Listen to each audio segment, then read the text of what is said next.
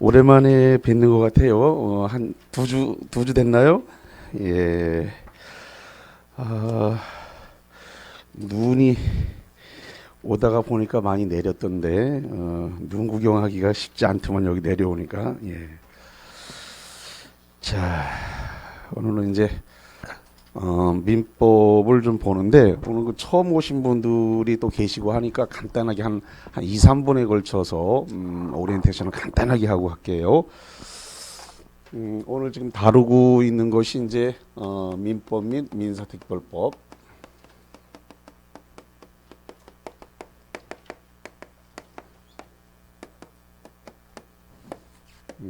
요게 이제 40문제, 40문제가 이렇게 배정이 돼 있고, 40문제니까 이걸 갖다가 100으로 환산을 하게 되면 한 문항당 지금 1문항당 2.5가 됩니다. 그렇기 때문에 16개 이상 받아야 돼요. 16개가 마지노선입니다. 여기가 이제 40점이에요. 그래서 16개 미만 받으면 과락이 되니까 16개 이상 받아야 되고, 그 다음에 24개가 60점입니다. 민법은 고득점이 가능한 과목이기 때문에 보통 목표점을 갖다가 한 85점에서 90점 정도 예상하시고 하시면 돼요. 그래서 다른 과목보다 고득점이 용이하다라고 하는 거. 예. 자, 그래서 다른 과목에다 이렇게 좀 넘겨주면 돼요. 그래서 좀 넉넉하게 좀 점수를 확보하도록 이렇게 하시기 바랍니다. 그래서 저는 이 과목을 강의하고 있는 이수환이라고 이렇게 합니다. 자, 민법 민사특별법은 우리 시험 범위에서 민법 총칙이 10문제 배정이 됩니다. 민법 총칙.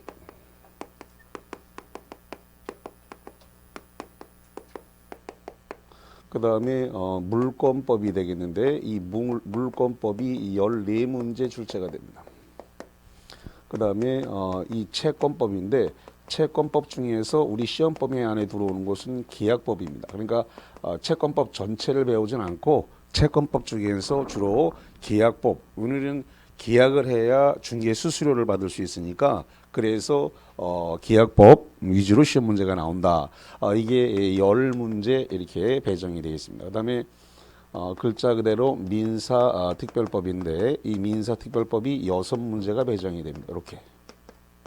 그래서 이제 이렇게 40문항이 되는데 이게 시험 문제 맞기가 여기가 제일 좋아요. 요 두 파트가 시험 문제에 공부 큰 양을 공부를 하지 않고도 많은 공부를 하지 않고도 점수를 맞을 수 있는데 이게 두 개 합치니까 16개네요. 16개면 과락을 벗어날 수 있는 아주 그런 과목이네요. 그래서 근데 학생분들의 특질을 보면은 앞에는 이렇게 많이 봐서 이렇게 그러니까 까만데 뒤에 이 뒤에 파트가 안 봐가지고 허연 사람들이 많아요. 여기 점수가 오히려 맞기가 더 좋은데 이 파트를 뒤에 있다 보니까 이걸 좀 소홀히 해가지고 이렇게 오히려 이 파트는 좀 맞기가 어려울 수도 있어요. 왜냐하면 법 철학이 많이 들어있어서 오히려 더 어렵습니다. 이쪽 파트가. 그래서 상대적으로 맞추기 좋은 파트가 여기인데 아쉽게도 뒤에 있더라. 뒤에 있어서 좀 의지를 가지고 좀 보시는 훈련이 좀 필요하다 이렇게 말씀을 드립니다. 그래서 나중에 저응급하면 이 두 파트만 집중적으로 봐도 점수를 확 뒤에 가서 올릴 수 있어요. 그러니까 의지를 가지고 나중에 이 뒤파트를 꼭 보시기 바랍니다. 오늘 이렇게 해놓고요. 이 지금 민법이 사법시험처럼 민법을 전 파트를 다 보지는 않아요. 그래서 우리 시험 범위 안에 들어와 있는 것은 중개 실무에 해당되는 중개 계약에 필요한 민법이기 때문에 양이 많이 적습니다. 그러니까 이런 사법시험처럼 로스쿨 시험처럼 이렇게 민법이 전 범위에 우리 지금 범위 안에 안 들어와 있는 게 뭐냐 그러면 친족 상속이라는 건데 이 친족 상속에 관한 법이 지금 현재 우리 시험 범위 안에 없습니다. 그리고 뭐 어떤 범죄와 관련되는 부분들이 우리 시험 범위 안에 안 들어옵니다. 그러니까 우리는 중개 계약과 관련된 파트이기 때문에 중개 실무 쪽에 하기 때문에 양이 많이 빠져요. 그래서 쓰잘데없는 부분들을 쓰잘데없다는 표현이 좀 이상하지만 우리 중개 쪽에 필요하지 않은 로스쿨 사법시험 쪽에 있는 부분들은 다 제가 빼고 강의할 겁니다. 그러니까 양을 많이 줄여드릴 겁니다. 양을 많이 줄여드리기 때문에 고득점이 가능합니다. 근데 시중에 그 민법 강사분들이 자기네가 공부했던 그 사법시험 공부했던 스타일대로 다 강의를 해버려요. 그래서 쓸데없는 것까지 다 배우면서 양을 엄청 늘리고 점수를 맞기가 어려운 그런 형태로 돼버려요. 그러니까 시중에 있는 동영상 괜히 그런 거 돌리면서 양을 늘리지 말아라 이렇게 당부를 드리고요. 자, 그러면 가장 출발을 할 때 출발하는 데 있어서 우리의 포맷은 너무나 간단한 거예요. 어떻게 간단한 거냐면 어떤 사람에게 부동산을 갖다가 지금 매매를 하려 그래요. 부동산에 대해서 지금 매매 계약을 하려고 한다. 그러기 위해서 예를 들어서 뭐 1억에 지금 매매를 하려고 한다. 그래서 예를 들어서 어떤 사람에게 내 부동산 1억에 사시겠다면 내가 등기를 넘겨줄 용의가 있으니까 내 부동산 사세요라고 이렇게 청약을 했다는 겁니다. 그럼 이 청약이라고 하는 의사표시. 자, 그러면 그 상대방은 그 1억이면 내가 괜찮으니까 대금을 지급할 용의가 있다. 이래서 여기에 대해서 이렇게 승낙의 의사표시가 있었다는 거예요.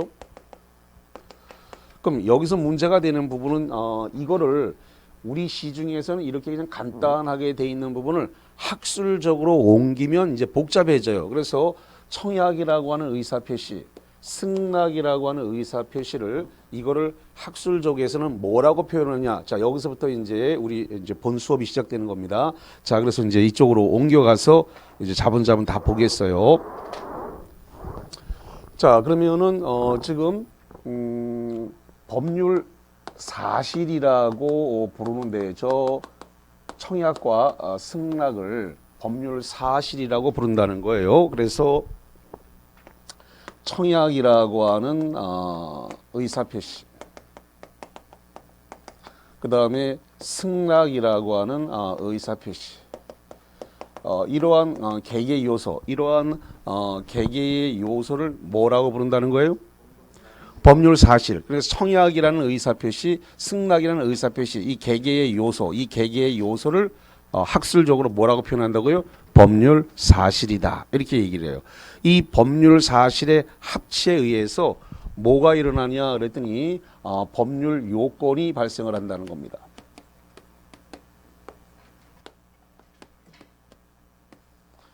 이 법률 요건을 다른 말로 이야기해서 권리 변동의 원인 이렇게 표현해요. 그래서 권리 변동의 원인이다 이렇게 이야기를 합니다. 권리 변동의 원인으로서 여기서 뭐가 발생을 하냐면 그래서 이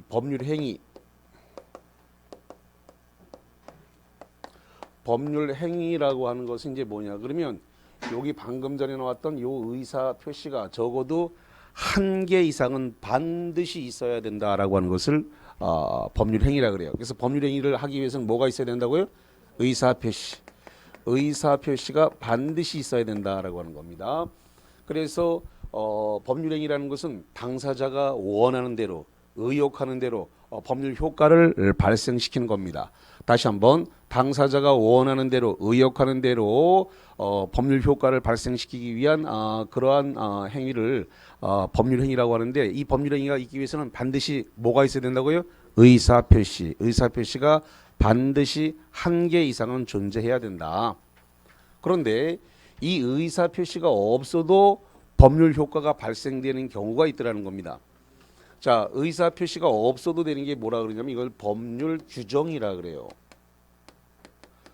이 법률 규정은 의사표시가 없어도 법률 효과를 발생시키는데 왜 그러냐 그랬더니 법에 정해져 있더라는 겁니다. 자, 예를 들어서 이런 거예요.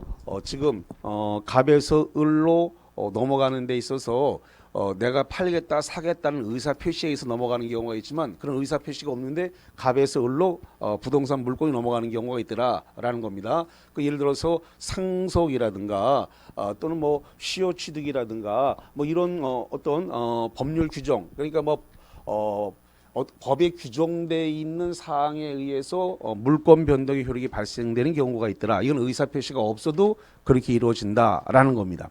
그래서 의사 표시가 반드시 있어야 되는 건 법률 행위, 의사 표시가 없어도 법률 효과가 발생할 수 있는 법률 규정. 그래서 이 두 개 묶어서 법률 행위와 법률 규정 두 개를 묶어서 법률 요건이라 그래요. 이 법률 요건이 모여서 법률 효과를 가지고 옵니다.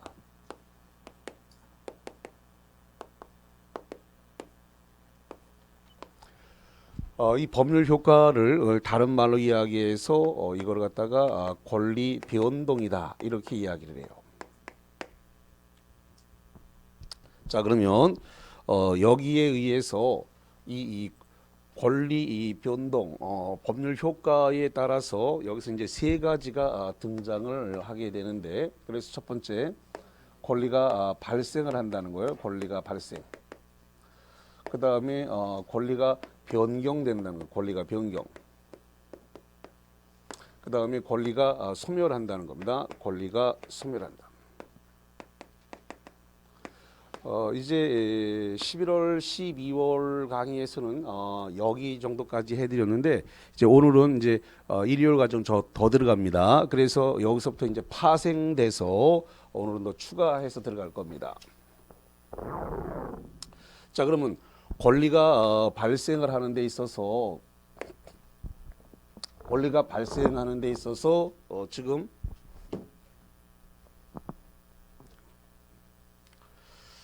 이게 지금 두 가지로 나눌 건데, 권리가 발생하는 데 있어서 원시적 취득이냐, 원시적으로 취득을 했는지 아니면 승계 취득을 했는지, 이렇게 두 개로 나눠서 보겠다라는 겁니다. 권리가 발생을 했는데 원시 취득했는지 승계 취득했는지. 그러면 원시 취득이라는 것은 타인의 권리에 기초함이 없이 권리를 취득했다는 겁니다. 새로운 권리를 취득했다. 그래서 원시 취득은 타인의 권리에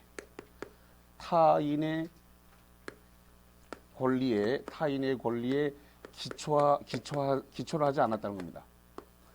타인의 권리에 기초하지 않았다는 말은 타인으로부터 권리를 넘겨받았다, 넘겨받지 않았다는 겁니다. 타인의 권리를 넘겨받은 게 아니고 타인의 권리에 기초함이 없이 새로운 권리를 창설했다는 겁니다. 새로이 권리를 창설했다.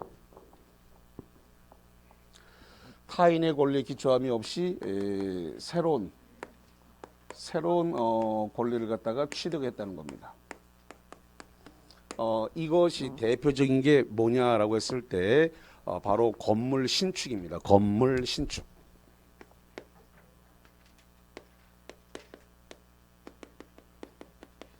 건물 신축이라는 것은 이제 건물을 처음으로 지은 거예요. 그러니까 건물 처음 지었으니까 누구로부터 권리를 넘겨받은 바 없지요?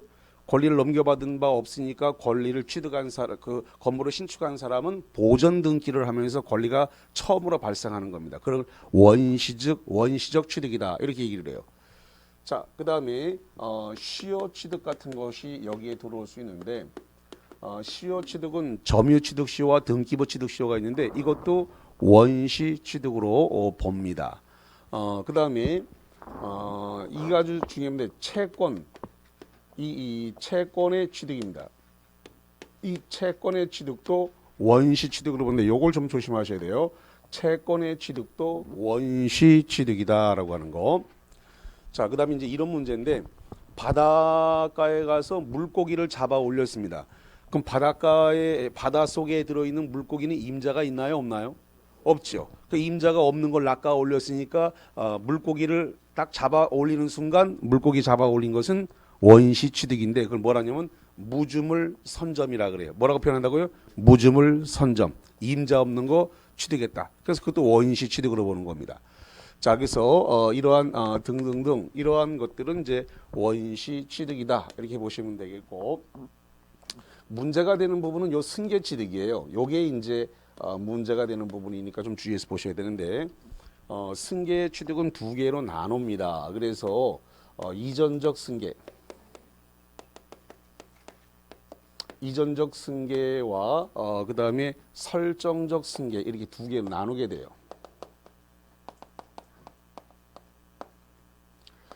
이전적 승계는 다시 두 개로 나누는데, 특정 승계, 특정을 다른 말로 이야기해서 특별이라 그래요. 다시 한번 특정을 다른 말로 뭐라 한다고요? 특별. 그러니까 이걸 왜 강조하냐면 왔다리 갔다리 하기 때문에 자꾸 강조하는 거니까, 특정 승계, 특별 승계라고 하는 건 동의어입니다. 자, 다시 말씀드립니다. 특정 승계, 특별 승계는 무슨 뜻이라고요? 동의어. 같은 말이에요. 그러니까 특별 승계나 특정 승계나 같은 말이니까 이거 오해하지 마시고, 그래서 시험 문제가 특정 승계라고 했다가 특별 승계라고 했다가 왔다리 갔다리 하니까 이건 용어로 혼용해 쓰는 거니까 같이 같은 거다 이렇게 씁니다. 그래서 특별 승계, 특정 승계인데 그 대표적인 게 뭐냐면 매매, 그 다음에 증여, 그 다음에 교환 이런 겁니다. 이런 것을 특정 승계, 특별 승계 이렇게 이야기를 합니다. 그 다음에 이제 또 하나는 이제 포괄 승계가 있어요.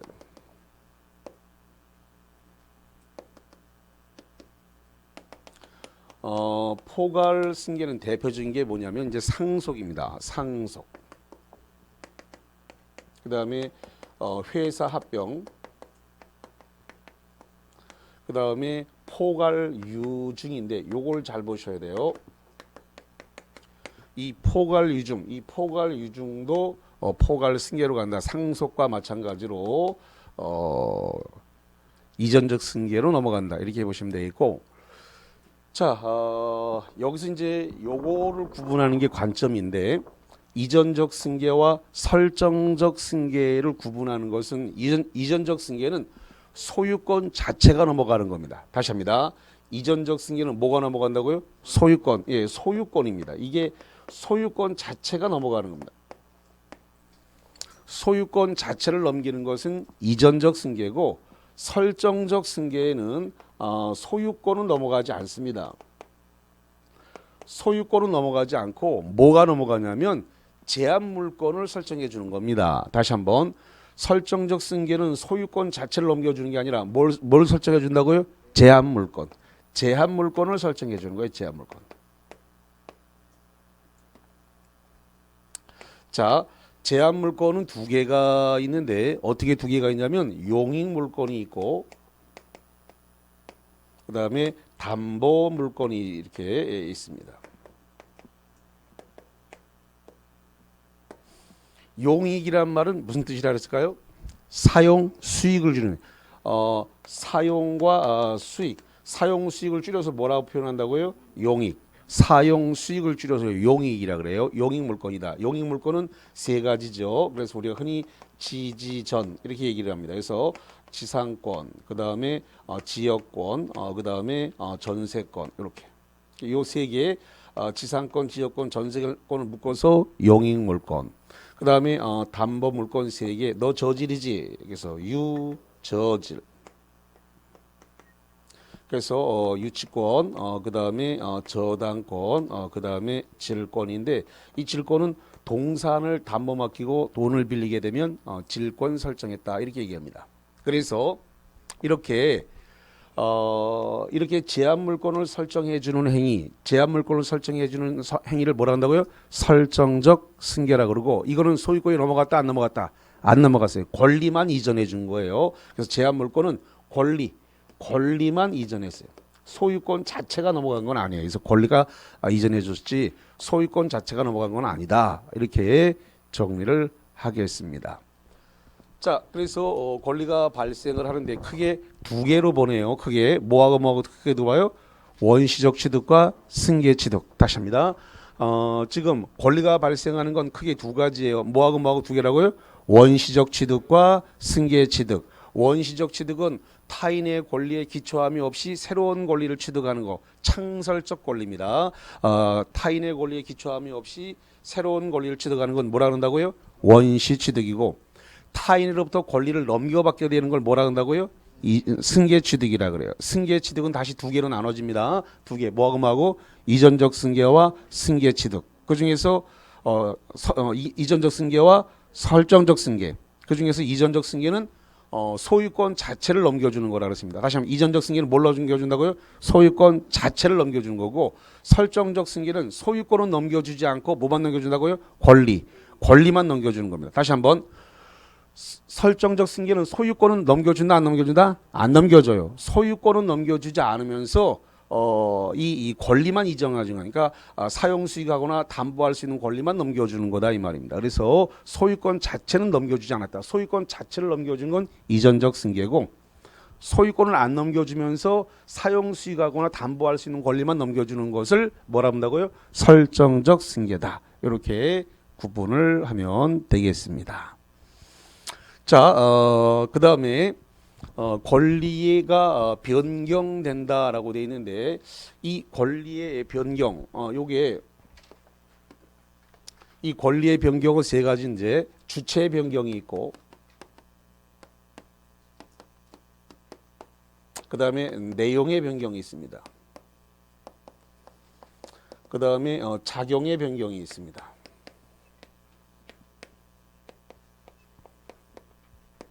그래서 지금 주체 변경 이렇게 되는데 예를 들어서 갑에서 을로 부동산을 넘겼다. 그러면 주체가 바뀐 겁니다. 다시 한번 갑에서 을로 소유권 자체가 넘어가면 주체가 변경. 매도인에서 매수인에게 권리가 넘어가면 뭐가 바뀌었다고요? 주체가 바뀌었어요. 그런 건 시험 문제 나오는 거 아니니까 신경 쓸 필요가 없고 시험 문제가 나오는 거는 이 내용의 변경 이게 이제 문제가 나오는 겁니다. 이 내용의 변경이다라고 하는 거. 이 내용의 변경에서 두 개가 등장을 하는데 이게 질적 변경이라는 거와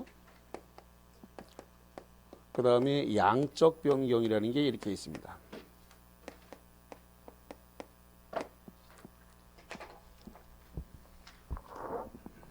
자, 그런데 지금 화살표를 해놨는데 앞에가 질적 변경은 요 앞에다 쓰질 않고 딱 한 자리를 비워놨네.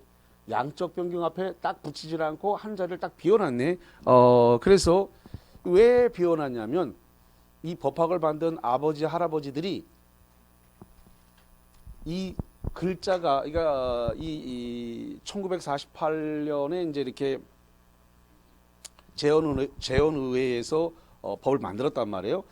쭉 만들면서 이게 법이 양이 글자가 이렇게 기니까 이거를 줄여가지고 이게 줄여서 표현하다 보니까 자꾸 글자를 줄이다 보니까 이렇게 돼 있어요. 그래서 이 질적 변경이라고 하는 말은 이 앞에 뭐가 생략되냐면 성이란 말이 생략됐습니다. 그럼 뭐가 되냐면 성질적 변경이 되는 건데 성을 싹 빼서 질적 변경 이렇게 만들어놨어요.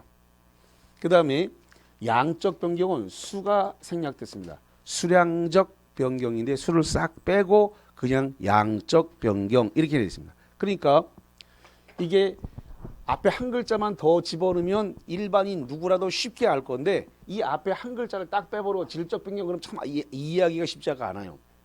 그 다음에 이것도 수를 집어넣으면 수량적 변경 금방 알 수 있는데 수를 빼서 양적 변경 요것도 그렇게 그냥 쉽게 싹 와닿지는 않아요. 그래서 이렇게 성질의 변경, 수량적 변경으로 해야 될 걸 그냥 이거를 갖다가 싹 빼고 요거를 지금 빼고 지금 질적 변경, 양적 변경 이렇게 하고 있는데 이 중에서 이 질적 변경이 시험 문제에 좀 자주 등장을 하게 됩니다. 그러면 시험 문제에 나오는 것은 이런 스타일의 문제가 나오는데 특정물 인도채권이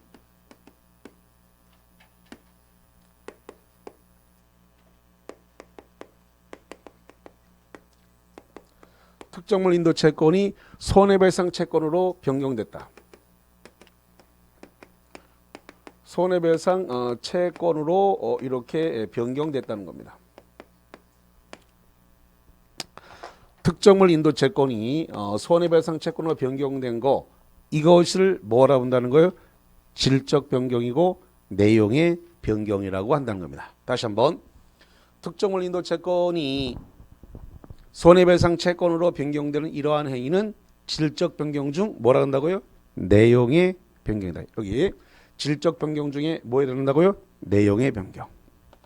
학생을 떨어뜨려야 되니까 시험 문제다가 이렇게 특정물 인도 채권이 손해배상 채권으로 변경되는 것은 작용의 변경이다. 이렇게 문제를 준단 말이에요. 시험 문제 스타일인지 이해했나요? 특정물 인도 채권이 손해배상 채권으로 변경된 건 질적 변경이고 질적 변경은 뭐가 된다고요? 내용의 변경. 근데 이렇게 해주면 너도 맞추고 나도 맞추니까 그렇게 해서 시험 문제가 나오진 않는단 말이죠. 그럼 뭐라고 된다고요? 작용의 변경이다. 작용의 변경이 아니라 뭐예요? 내용의 변경이잖아요. 여기 틀렸단 말이죠. 이렇게 문제가 올라온다. 그러면 여기에 나와 있는 작용의 변경은 뭔가? 작용의 변경은 예를 들어서 이런 겁니다. 저당권이 2순위로 되어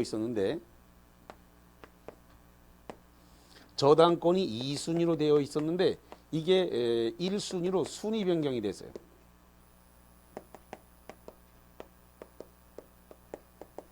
저당권 2순위가 1순위로 바뀐 거 이거를 뭐라고 본다고요? 작용의 변경이다. 그래서 2순위가 1순위로 순위 승진을 했습니다. 2순위 저당권이 1순위 저당권으로 순위 승진한 거 이걸 뭐라 한다고요? 작용의 변경. 하나 더 있는데 자 임대차입니다. 임대차.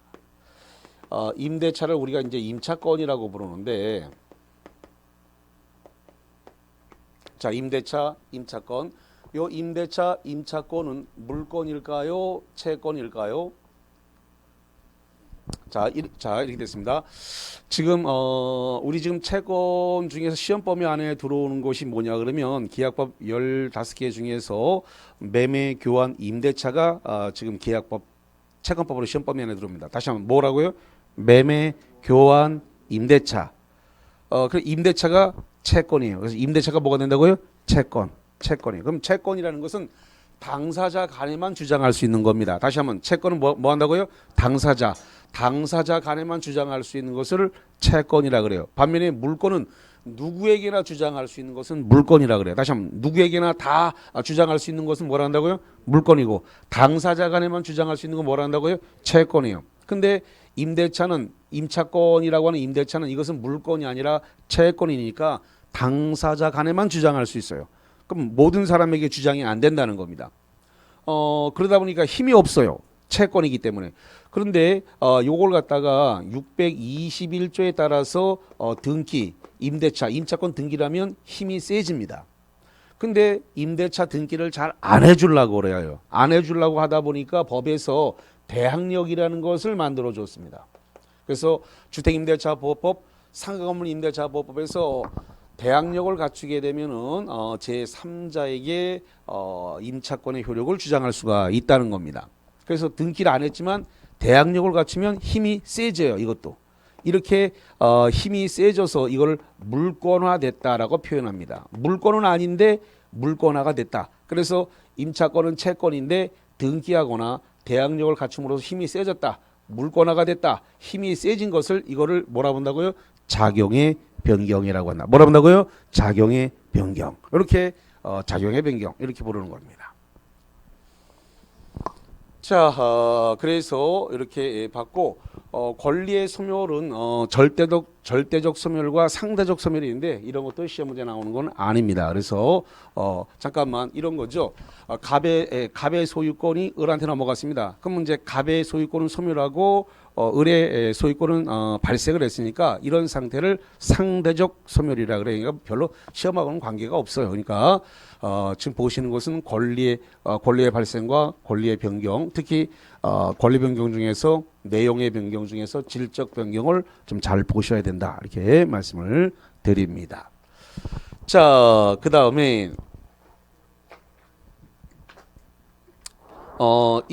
지금 법률 행위는 의사 표시가 적어도 하나 이상은 반드시 있어야 된다라고 그랬는데 정말로 의사 표시가 딱 한 개인 것은 단독 행위라 그래요. 다시 한번 의사 표시가 정말로 한 개인 건 뭐라 한다고요? 단독 행위. 단독 행위라 그래요. 의사 표시가 딱 하나다. 이것을 단독 행위 이렇게 됩니다. 의사 표시가 한 개. 근데 의사 표시가 두 개인데 대립되는 의사 표시가 두 개다. 이것은 계약이라고 부릅니다. 계약. 의사 표시가 두 개다. 두 개인데 대립되는 의사 표시다. 대립이라고 하는 말은 싸운다는 소리가 아니라 서로 상대방을 향하여라는 뜻입니다. 서로 상대방을 향해서 의사 표시라는 거, 이걸 대립되는 의사 표시라 그래요. 자, 그다음에 의사 표시가 두 개 이상인데 동일한 방향으로 같은 방향으로 두 개 이상인 것을 합동행위라고 불러요. 합동행위다.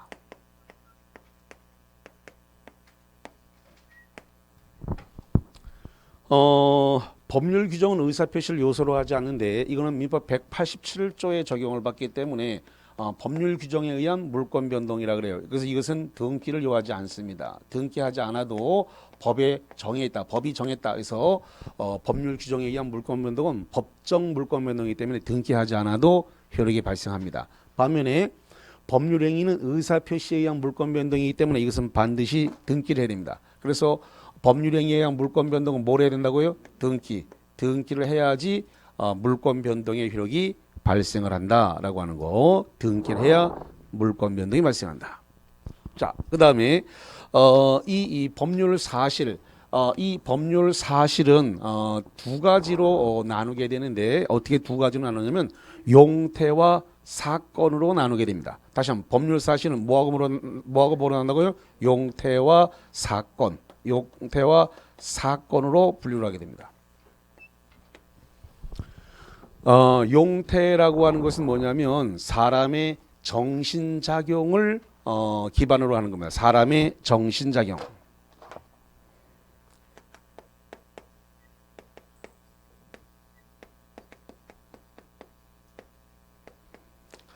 사람의 정신작용을 요소로 해서 하는 것은 용태고 사람의 정신작용을 요소로 하지 않는 것은 사건이라 그래요.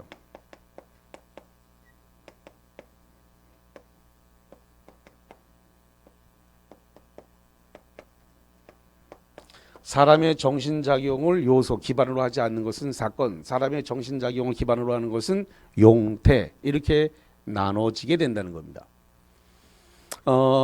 시험 문제가 발생하는 것은 통지가 지금 문제가 되는 건데, 그래서 이 용태에서 문제가 되는 것은 뭐가 문제가 되느냐라고 했을 때 지금 통지가 의사의 통지인지 관념의 통지인지 이거를 좀 구분하는 게 지금 시험 문제입니다.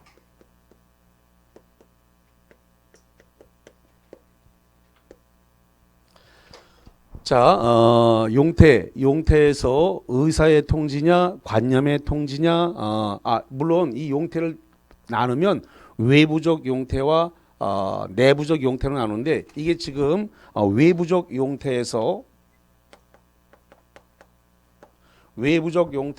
의사의 통지와 관념의 통지로 이렇게 나눠지게 되는데 문제는 통지라고 하는 게 이게 몇백 개가 있다는 겁니다. 통지가 몇백 개가 있는데 이게 관념의 통지입니까? 의사의 통지입니까? 이렇게 물어본다는 거예요. 그래서 다행스럽게 의사의 통지는 두 개로 나눠서 정리를 할 겁니다. 두 개로. 그래서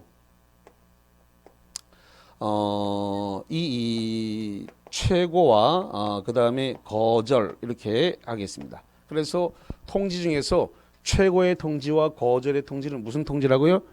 의사의 통지. 이 두 개를 뺀 나머지 통지는 전부 다 관념의 통지 이렇게 가면 됩니다. 그래서 이 두 개만 확실하게 숙지하면 문제 푸는데 아무 지장이 없어요. 그러니까 통지가 몇백 개가 있기 때문에 이건 애우려고 할 필요가 없습니다. 이 두 개만 딱 외우면 나머지는 다 관념의 통지 이렇게 몰고 가면 되니까.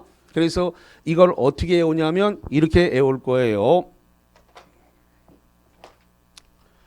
자, 의사는 최고로 거절을 잘해. 의사는 최고로 거절을 잘해. 이렇게 암기를 할 거예요. 다시 한번 어떻게 해온다고요? 의사는 최고로 거절을 잘해. 이거 요렇게 된 거. 그래서 최고로 거절을 잘해. 이 두 개를 뭘 한다고요? 의사의 통지. 나머지 통지는 전부 다 무슨 통지라고요? 관념의 통지. 자, 그래서 이 통지의 법적 성질을 자꾸 물어보니까 최고와 거절이 의사의 통지고 용태고 법률 사실이다. 이렇게 정리를 해 놓겠습니다. 자, 그 다음에 이 단독행위를 상대방 있는 단독행위와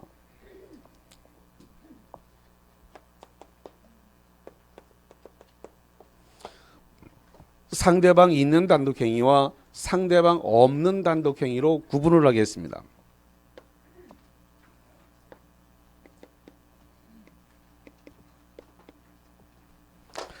자, 지금 여기 지금 상이단, 이게 상이단이 뭐냐면 상대방 있는 단독행위, 상이단, 상대방 있는 단독행위. 상없다는 상대방 없는 단독행위, 이런 겁니다. 상이단이 뭐라고요? 상대방 있는 단독행위. 이건 무슨 소리냐면 의사표시가 상대방에게 도달해야 된다는 거야. 상대방이 있으니까 의사표시, 요 의사표시가 상대방에게 도달해야 효력이 발생한다라는 걸 상대방 있는 단독행위. 단독행위니까 의사표시가 몇 개다? 한 개다. 단독행위니까 의사표시 몇 개라고요? 한 개. 그 의사표시가 하나니까 상대방에게 도달만 하면 상대방의 동의나 승낙이 없어도 효력이 발생한다. 이게 상대방이 있는 단독행위. 의사표시가 한 개니까 의사표시가 상대방에게 도달만 하면 그 상대방의 동의나 승낙에 상관없이 법률적 효력이 발생한다. 이거를 상대방 있는 단독행위라고 부른다 이거죠. 자, 그래서 이 상대방 있는 단독행위를 이거를 암기를 해드렸는데 11월 12월 과정에서 암기해드렸는데 이거를 어떻게 암기해드렸어요? 동철이가 상추 먹고 취해서 헤헤 웃는데 채. 동철이가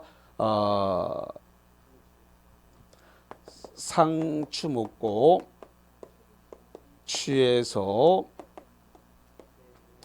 헤헤 웃는데 채. 이렇게 했습니다.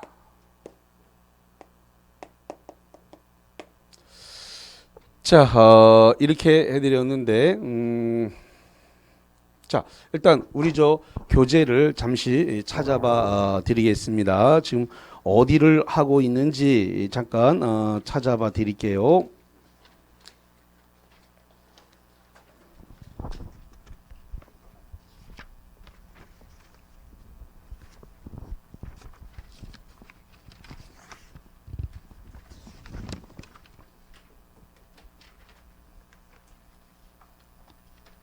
저기 39페이지를 한번 보세요.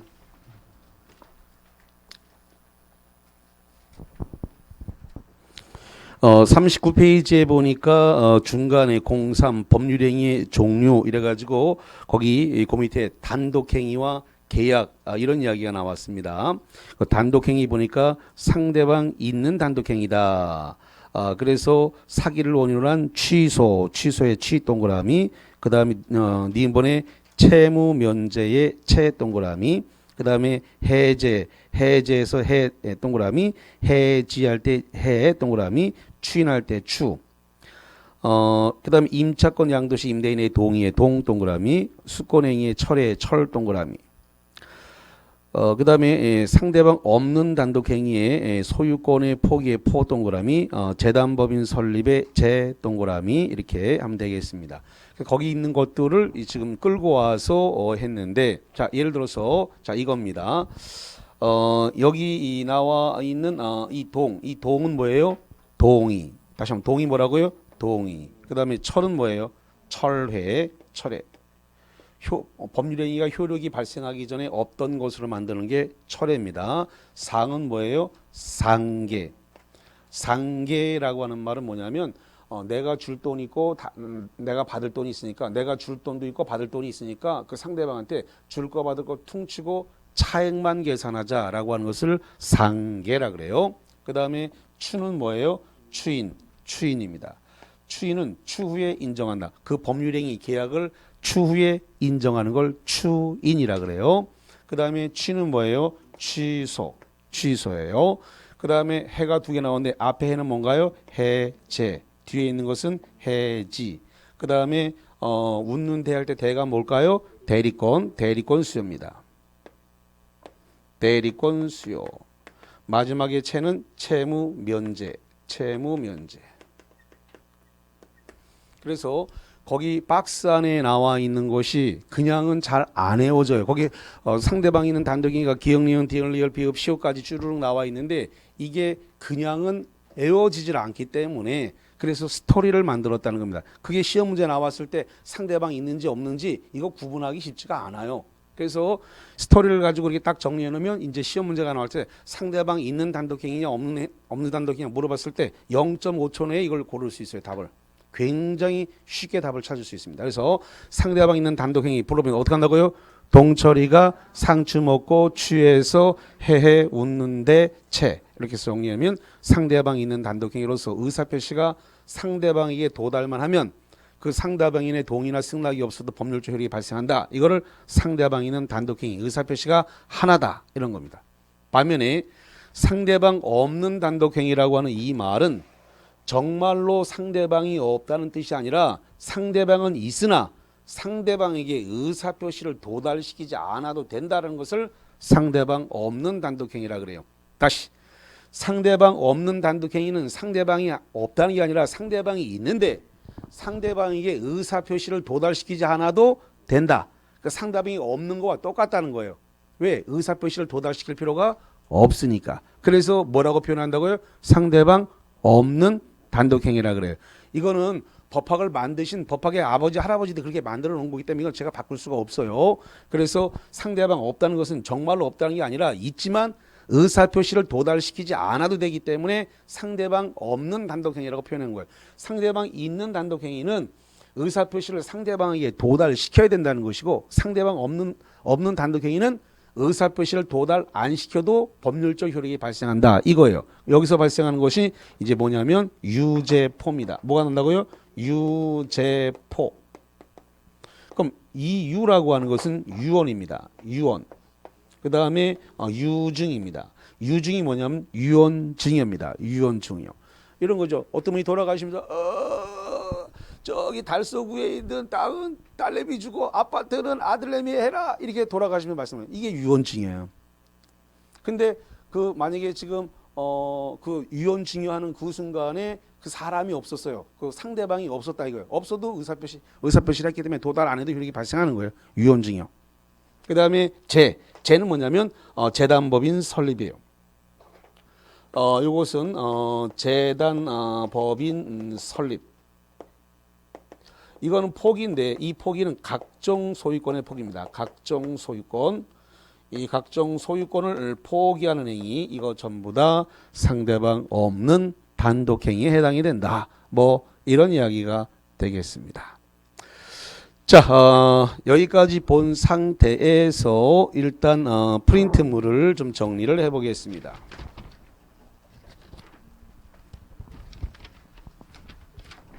자, 메일 정리 노트.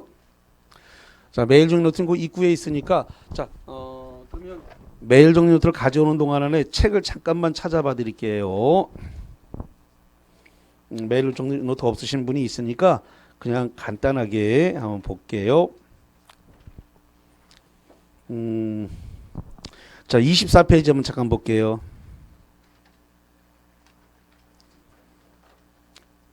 24페이지의 권리의 종류에서 그 1번에 그 채권이라고 하는 말이 등장을 했는데 채권은 채무자에게 약속한 급부 달라라고 급부를 청구하는 거 달라고 청구할 수 있는 것을 채권이란다. 이것은 특정인에게만 주장할 수 있는 거예요. 다시 한번 채권은 아무에게나 다 주장하는 게 아니라 누구에게만 주장한다고요? 특정인. 여기서 특정인은 누구를 말하는 거예요? 채무자.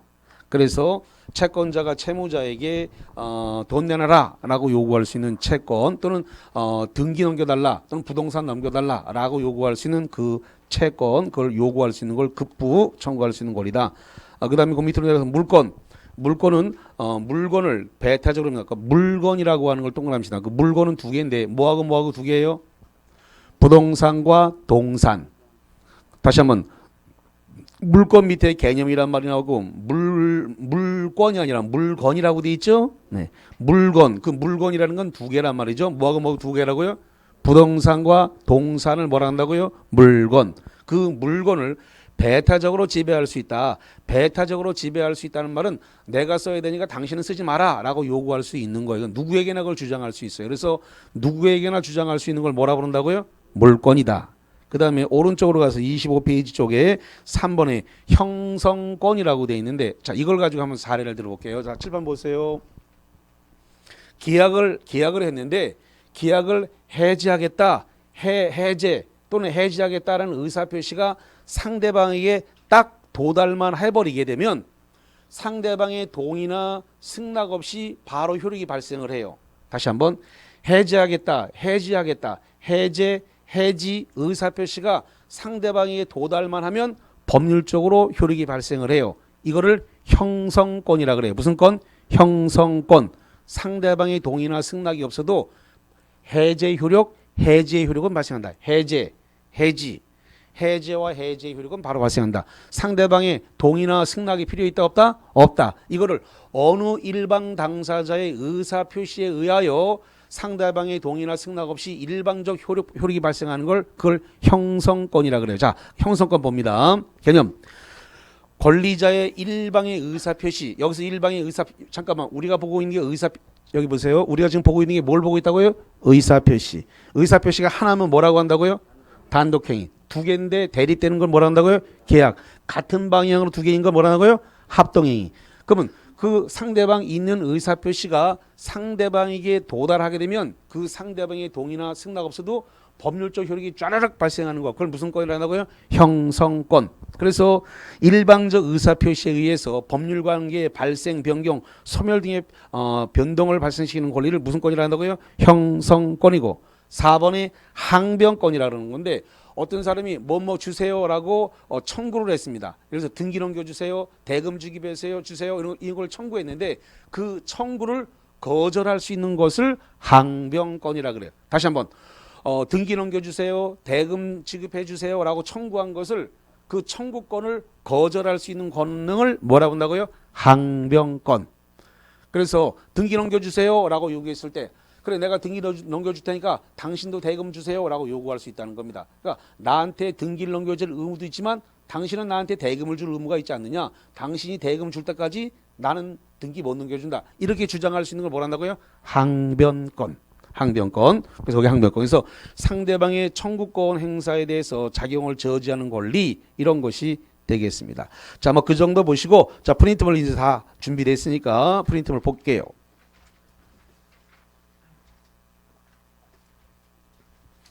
자, 1번 봅니다. 타인의 권리에 기초함이 없이 새로운 권리를 취득하게 되는 경우를 승계 취득이라고 한다. OX. 여기 봐요. 상대방 타인의 권리에 기초함이 없이 새로운 권리를 취득하는 것은 승계 취득이 아니라 무슨 취득? 원시 취득이에요. 원시 취득. 그래서 1번은 승계 취득 틀렸네. 타인의 권리에 기초함이 없이 새로운 권리를 취득하는 것은 창설적 권리니까 원시 취득이에요. 승계 취득 아니죠. X. 자, 2번 매매, 증여, 교환 계약에 의한 소유권의 취득을 원시 취득이라고 한다. OX. 자, 승계 취득인데 승계 취득 중에서 이전적 승계 중에서 특정 승계라 그래요. 다 여기 봐요. 여기 봅니까? 매매, 증여, 교환이 시험 문제 나왔죠?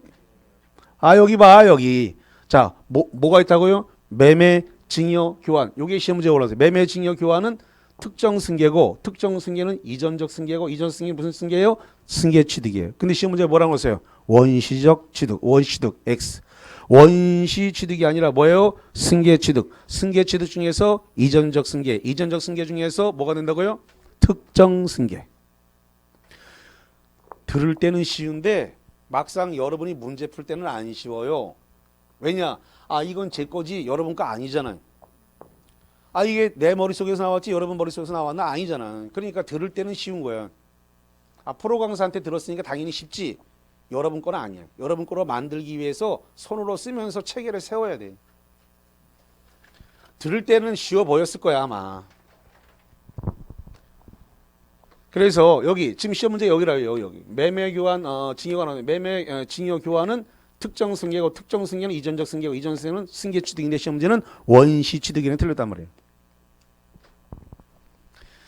이 매일 정리 노트를 가져가서 집에서 계속 쓰면서 연습을 하셔야 돼요. 계속 쓰면서 이걸 이 문제를 몇 번 뺏겨야 돼요. 계속 뺏기면서 내 걸로 만드는 작업이 필요합니다. 그래야 뺏겨야 이게 내 손으로 써야 이게 체계가 씁니다. 이게.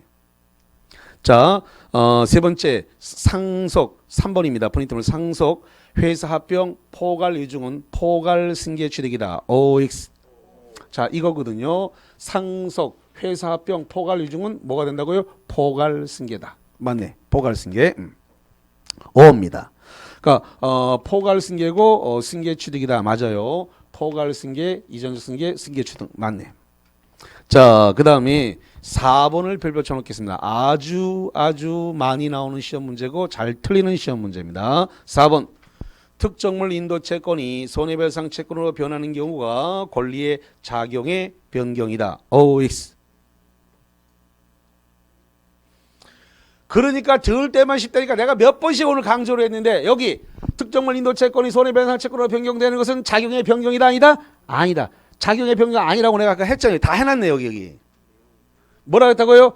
질적 변경이고 뭐가 된다? 내용의 변경. 별표 2개나 쳐졌네. 내용의 변경. 아까 쉽다고 생각했겠지. 그냥 프로 강사 들으니까 얼마나 쉽겠어. 여러분 건 아니에요, 그거는. 자, 4번 기출문제로 여러 번 많이 출제되는 시험 문제다라고 하는 거 말씀을 드리고요. 자, 그 다음에 이런 문제가 있는데 부동산 학계론 쪽하고 연관되는 부분인데 바닷물에 의해서 이렇게 토지가 잠겨 있거나 바닷물에 의해서 토지가 이렇게 깎여 내려간 상태입니다. 그래서 권리 행사를 할 수 없는 토지를 포락이라 그래요. 뭐라 한다고요? 포락. 부동산 학계론에서 똑같이 나와요. 이게 이 포락된 부분에 대해서는 권리 행사가 안 됩니다. 그런데 이걸 갖다 야 이 나쁜 놈아! 내가 이렇게 이거 뭐라고 이야기한 걸까? 성토. 근데 성토라는 건 이렇게 누군가를 야단치는 것도 성토, 비판하는 것도 성토지만 흙을 들이분 것도 성토라 그래요. 일종의 매립이죠. 그래서 성토를 해서 이걸 쓸 수 있는 토지가 되어버렸어요. 예전에는 바닷물에 잠기거나 토지가 깎여 내려가 가지고 권리 행사를 할 수 없었던 토지인데 이게 성토하거나 집안 개량을 하거나 매립을 통해서 쓸 수 있는 토지로 바뀌었습니다. 이렇게 되면 권리가 부활하느냐라는 문제가 발생을 한다는 겁니다. 자, 그럼 거기 5번 봅니다. 포락되었던 토지가 성토. 야, 이 나쁜 놈아! 이것도 성토지만 흙을 들이부었다고 했습니다. 흙을 들이부어 가지고 매립을 하거나 집안 개량을 공사를 하거나 이렇게 해서 성토가 됐다 이거예요. 성토가 되면 소멸되었던 물건이 부활한다. 부활할까요? 안 할까요? 안 한다. 그래서 부활한다 그랬으니까 X인데 이건 그대로 개론 문제하고 똑같이 연결돼요. 그래서 개론이나 민법이나 둘 다 똑같이 사용합니다. 이 파트가. 그래서 거기 나와 있는 것처럼 물건은 부활되지 않습니다. 부활한다. 예수님 아니야. 부활한대. X. 자, 그다음에 6번에 의사 표시는 법률 사실이다. OX. 여기 보니까 의사 표시는 뭐다? 법률 사실이다. 의사 표시는 법률 사실. 자, 그다음에 법률 7번입니다. 7번. 법률행위란 의사 아이고 내가 말을 해버려서 이거 어떻게 의사 표시란 아니구나. 법률행위란 가로를 불가결의 구성 요소라는 법률 요건이다. 법률 요건을 박스. 그러면 법률행위가 되기 위해서는 뭐가 불가결의 요소로서 뭐가 꼭 있어야 된다? 여기 법률행위가 되기 위해서는 반드시 뭐가 있어야 된다? 의사표시. 의사표시가 반드시 있어야 되고. 자, 7번 보세요. 그래서 법률행위는 의사표시를 불가결의 요소라는 뭐가 된다? 법률 요건이다. 법률 요건. 법률 행위는 의사 표시를 필수 불가결의 요소로 하는 법률 요건이다. 법률 요건. 그래서 거기 법률 요건 박스 쳐놨습니다. 그래서 법률 요건이다. 8번. 법률 행위는 당사자가 원하는 대로 의역하는 대로 법적 효과를 발생시킨다. OX. 이거 법률 행위는 당사자가 원하는 대로 의역하는 대로 효력이 발생해요. 의사 표시는 매매하겠다, 임대차하겠다. 의사 표시는 당사자가 원하는 대로 의역하는 대로 효력을 발생시키는 거예요. 그래서 O입니다. 그래서 거기 법률 행위는 당사자가 원하는 대로 법률 행위는 의사 표시가 있어야 되는 거죠. 다시 한번 법률 행위 뭐가 있어야 된다고요? 의사 표시. 왜 의사 표시했느냐? 매매하겠다, 교환하겠다, 임대차하겠다. 의사 표시를 한 거란 말이에요. 의사 표시를 했기 때문에 원하는 대로 의역하는 대로 효력이 발생하는 거예요. 그래서 법률 행위는 당사자가 원하는 대로 의역하는 대로 법적 효과, 법률 효과를 발생시킨다. O입니다. O. 그다음에 9번에 효과 의사는 박스입니다. 효과 의사. 효과 의사는 일정한 법률 효과의 발생을 의역하는 의사다. 잠깐만. 의사라고 하는 여기 지금 의사 표시에 의사란 말이 나오는데 의사는 생각을 말합니다. 다시 의사가 뭐라고요? 생각입니다. 생각을 이유로 말한 걸 뭐라 그래요? 표시. 생각을 표시했다. 합쳐서 뭐라 한다고요? 의사 표시. 의사는 생각이다. 그 의사를 동그라미에서 오른쪽으로 뽑아갖고 생각이라고 쓰세요. 의사를 거기 효과 의사는 일정한 법률 효과를 발생을 의역하는 의사다 이렇게 돼 있잖아요. 예. 여기서 의사는 누구를 고치는 의사가 아니고 생각을 말한다. 그래서 의사를 뽑아서 오른쪽으로 뭐라고 써놓으라고요? 생각. 답은 O다라는 겁니다. 자, 그 다음에 좀 쉬었다가 보겠습니다.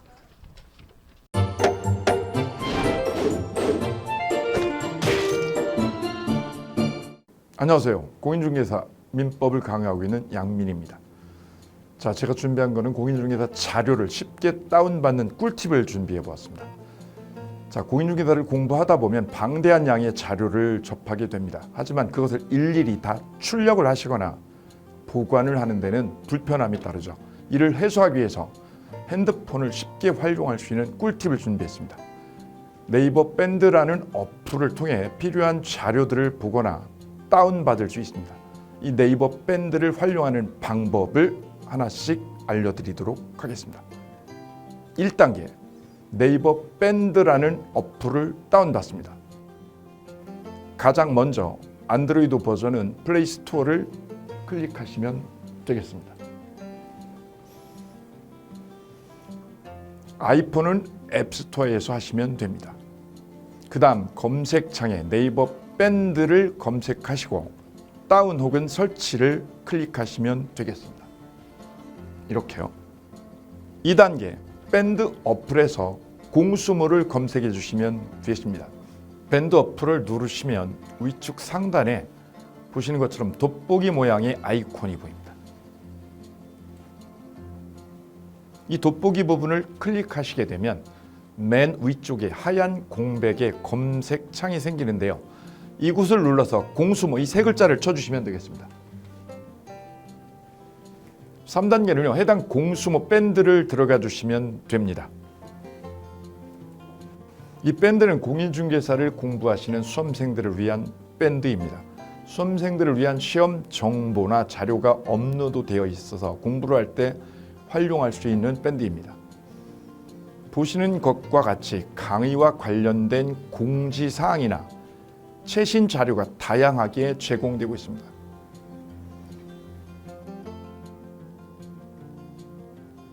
4단계, 또 다른 꿀팁 모바일 일일학습법에 대해서 소개드릴까 합니다. 이제 핸드폰으로 짬 시간을 활용하셔서 공부하는 학습법을 알려드리도록 하겠습니다. 자료 페이지에서 뒤로 가기를 누르시면 처음 보셨던 페이지가 뜹니다. 여기서 내려가 보세요. 모바일 일일 학습이란 코너가 보입니다. 이 부분을 누르게 되면요. 매일 한 개씩 핵심 부분이라고 할 수 있는 문제가 업로드되어 있고요. 더 아래로 쭉 내려가시면 정답과 해설 부분을 볼 수가 있습니다. 맨 아랫부분을 보시면 이렇게 댓글 쓰기도 남길 수 있으시죠. 스마일 부분을 눌러 좋아요로 표시할 수도 있습니다. 짬을 내어 스스로 학습한 뒤 모르는 부분을 질문할 수도 있고 하루 동안 공부했던 것을 정리하시거나 공부한 소감을 적어 놓으실 수도 있습니다.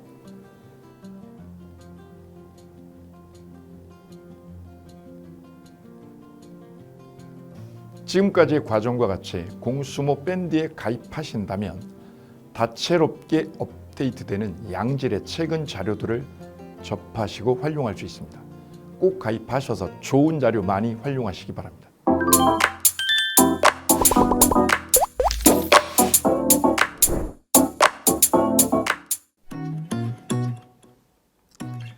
자, 안녕하십니까. 자, 이번에는 부동산 실무, 일반인들이 어떤 도움을 받기 위한 관련된 밴드에 대해서 소개를 시켜드릴 건데요. 일단은 검색창에다가 여기 365 부스라고 치시면 돼요. 365 부스인데 365일 부동산 스터디라는 밴드예요. 네이버 밴드인데 365 부동산 스터디라는 밴드 일단 이거 클릭하시면 현재는 이제 4만 명 정도 되는 밴드인데요. 우리가 일반인들이 어떤 부동산 정보를 습득하는 데 있어서 이 정보를 얻기가 되게 쉽지가 않습니다. 내가 어딘가를 찾아본다고 해서 잘 찾을 수 있는 것도 아니고 어떤 전문가들이 하는 말들이 친밀성이 있는 건지 아닌지에 대해서도 우리가 잘 믿을 수가 없는 거기 때문에 그런 정보를 그래도 좀 손쉽게 찾아볼 수 있게끔 저희 이제 이 밴드에 구성된 전문가들이 정보를 좀 제공해 주는 거기 때문에 아마 유용하게 활용할 수 있을 거고요. 내가 부동산 중에 토지를 좀 알고 싶다 또는 상가를 좀 알고 싶다 또는 나는 내 집 마련을 위해서 청약이 좀 궁금하다. 근데 그게 솔직히 어디 가서 물어보거나 어떤 정보를 찾기 쉽지 않아서 그것 때문에 만들어진 밴드라고 보시면 돼요. 그래서 365일 내내 부동산을 어떤 공부한다는 취지로 밴드에 들어오셔서 질의응답도 하시고 궁금한 사항에 대해서 예를 들어 문의를 하시면 저희가 관련된 정보를 또 제공해주는 그런 밴드라고 보시면 되겠습니다. 어떤 밴드냐면 한번 보시면은 지금 현재는 공지사항이 제일 먼저 나올 건데요. 이 공지사항은 기존에 있던 오프라인이 어떤 강좌가 있으면 그 강좌에 관련된 거 세미나라든지 그래서 평소에 이제 우리가 이제 접하지 못했던 강의들 있죠. 이렇게 진행이 된다라는 거 공지를 좀 하는 그런 내용들이고요. 하나 좀 더 올리면 자 이제 우리 교수님이에요. 교수님 중에 상가 교수님이 최근에 예를 들어서 법이 바뀌었어요. 법이 바뀌게 되면 최근에 바뀐 법이 이런 바뀐 법이 있으니 중개업을 한다거나 투자를 할 때 좀 유의해서 알아보시면 좋겠습니다라는 거를 올려놓을 거예요. 기존에 올려놓은 자료가 있으면 또 찾아보시면 되는 거니까 이렇게 해서 계속 밴드에서 소식을 받으시면 실전에 굉장히 도움을 많이 받을 거라고 예상합니다. 부동산 관련된 내용 중에서 하나 더 보시면 이제 랜드프로에서 직접 우리 프로그램 만들고 있어요. 그래서 부동산 까발리기, 부동산 부티크 이런 TV 관련돼서 부동산 팁 있죠. 예를 들어서 청약을 받아야 되냐 말아야 되냐, 지금 강남권 아파트를 투자해야 되냐 말아야 되냐 이런 정보를 쉽게 여러분들이 접하지 못하기 때문에 그런 관련된 것들을 시대에 맞게 흐름에 맞게 부동산 시장이 이제 요동치면 내가 지금 집을 팔아야 되냐 사야 되냐 그런 것들에 대해서 신속하게 정보를 들을 수 있는 밴드니까 시간이 나실 때마다 자주 들어오시고 저도 자주 들어와서 좋은 정보 남겨드릴 테니까 자주 들어오시기 바랍니다. 저는 부동산 공법하고 부동산 토지 투자를 강의하는 고상철이었습니다. 자주 밴드에서 뵙도록 하겠습니다. 자, 수고하셨습니다.